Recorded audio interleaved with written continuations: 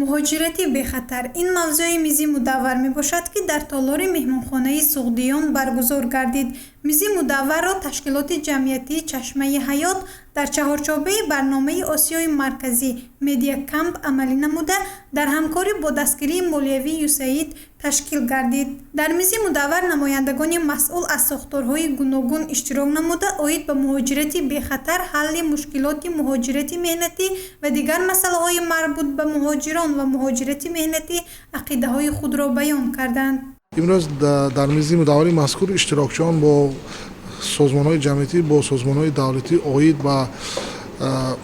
اوید با پیشگیری مهاجرتی خطرناک، یعنی دادن توصیه ها و دیگر توصیه و فکر و عقیده های خود را بابت هرچی بهتر نمودن فضای مهاجرت و مهاجرتی بی خطر پیشنهاد می‌نمایند.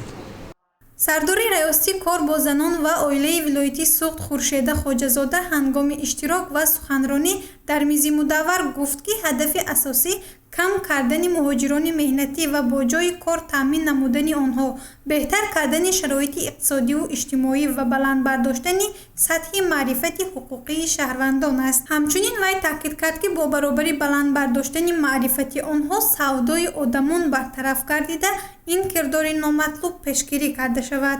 در میزی مدور نمایندگان مسئول ساختارهای گوناگون موضوع و مشکل‌های مهاجران را بررسی نموده برای بهتر نمودن شرایط مبادله افکار کردند. مثلا نماینده فرودگاه بین‌المللی خوجند میگوید مهاجران بیشتر در مسئله حجت‌گذاری‌ها مشکلی دارند، اما راهبر تشکیلات جمعیتی فوند رشد جامعه بر آن نظر است که مهاجران بیشتر در مسئله حقوقی مراجعت می‌کنند، زیرا مشاهده می‌شود که کم مهاجرانی هستند که حقوق‌های مهنتی خود را می‌دانند. اما از جانب مسئولان و اشتراکچیان میزی مدور ذکر گردید که برای مهاجران در مرکزهای مشورتی و در شهر و ناحیه‌های ولایتی سوخت سمینارهای آموزشی رایگان گذرانیده می‌شود تا مهاجران حقوق‌های خود را دانند و مشکل‌های موجوده برطرف کرده شود. مهاجر هنگام با در گذراندن موضوع‌ها سوال‌ها اویدی قانون‌گذاری و قانون‌گذاری اویدی بود و باش در فدراسیون روسیه و دولت‌های خارجی و حاضر من همچنین دولت‌های انگلیس و کره شمالی باز با در دولت‌های اروپا نیز کارها بسیار پیشنهاد کرده شده ایستاده است. هر یک مهاجران با این یا آن سوال‌هایشان مراجعت کرده ایستادند.